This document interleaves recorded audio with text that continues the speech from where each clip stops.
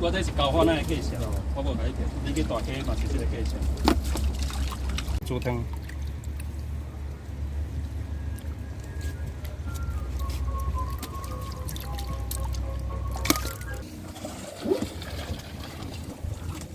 干。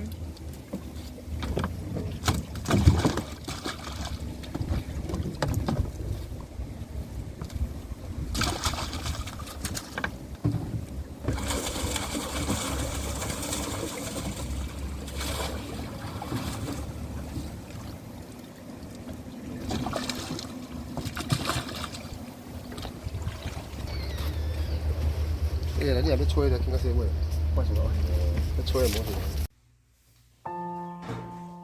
定制渔场那边人实在太多了，挤不进去。后来就跟旁边的船家买了回西那。这个鱼骨头很硬，但肉质香气都很不错。重点是入手的时候鱼还是活着的。鱼尾部切一刀，露出脊椎骨跟动脉。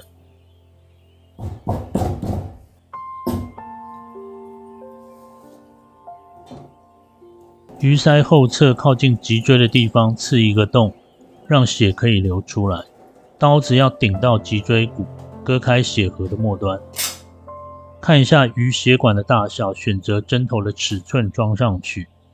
这个针头又旋转了就可以了，但有点小，不太好施力。用小钳子转紧，然后试一下。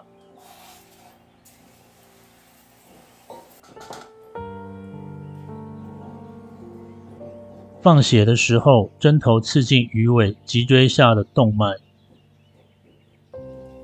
然后开水放血。鱼鳃这一端有血流出来，这就是一个帕同会楼的概念。鱼肚子慢慢胀大，身体变硬，就可以换边。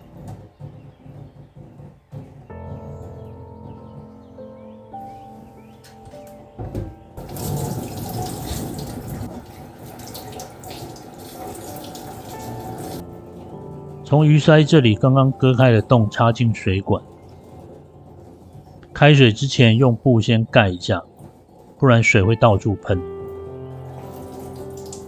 一开水，血就从尾巴末端的动脉流出来。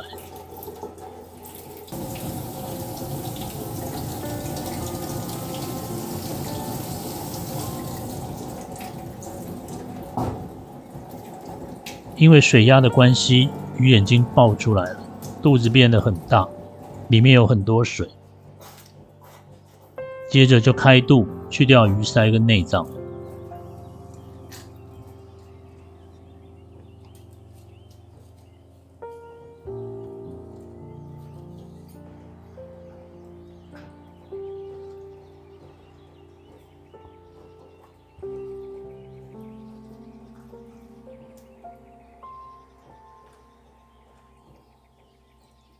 这个鱼肚子里面有一些脂肪，应该会蛮好吃的。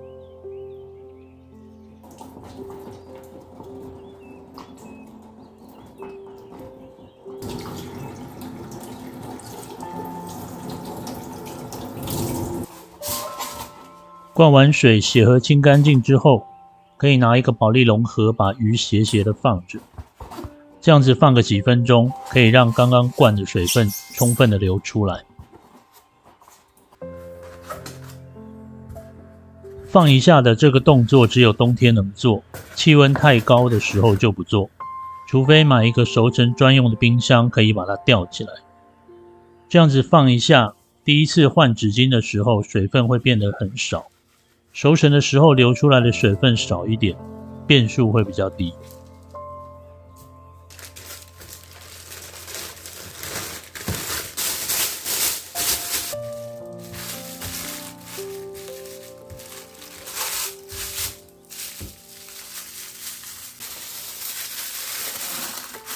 今天是熟成的第3天，我个人觉得这种大小油脂的鱼放3天比较适合。熟成超过3天，肉质会更软，但是甜度会降低。要抓到肉质甜味都具备的甜蜜点，需要不断的测试。这个鱼的鱼鳞很细、很硬、很不好刮，而且越小的鳞片越难清理掉，所以放在砧板下动作，鱼鳞喷溅的时候砧板能够挡住，配合防喷的打鳞器，弄脏的范围就控制在水槽里面。鱼头切掉做3枚切。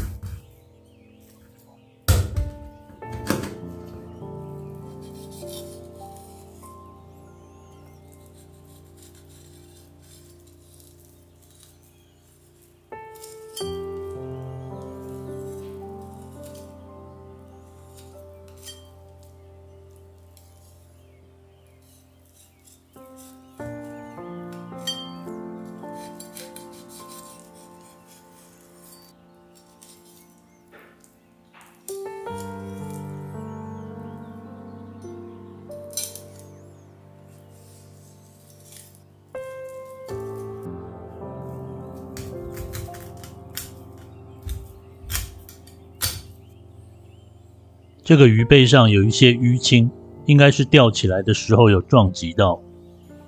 一般吃熟的话，鱼肉不切开，所以看不出分别，但是生食的话，这样子就会影响口感。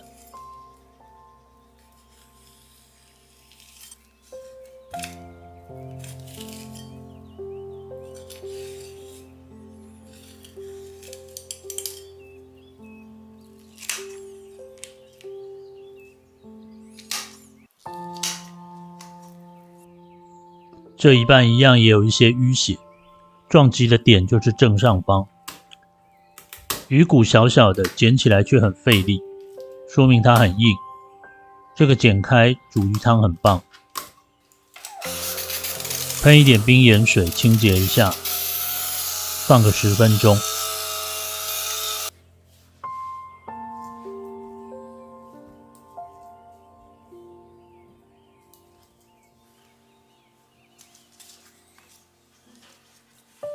因为放过血，这个纸巾上没有血，淤青的地方血已经吸不出来了。经常吃生鱼片的人会感觉到差异。腹骨连接着腹部整个切掉，拔掉鱼刺，去掉鱼皮。这个皮下的油脂蛮不错的。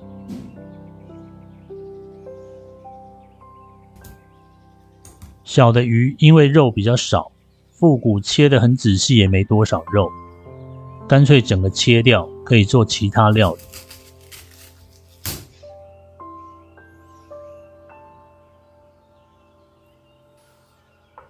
切下来的鱼腹、鱼下巴，撒一点盐直接烤。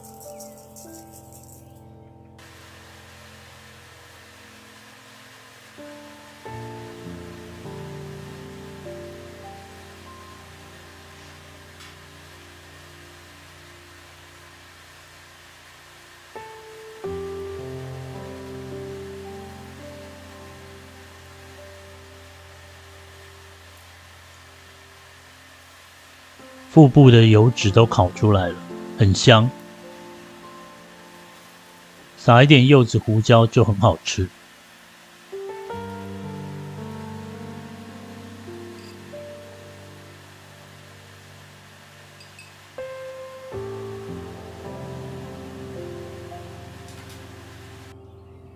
准备生鱼片，今天不用分给太太，她说她最近吃太多生了，不想再吃了。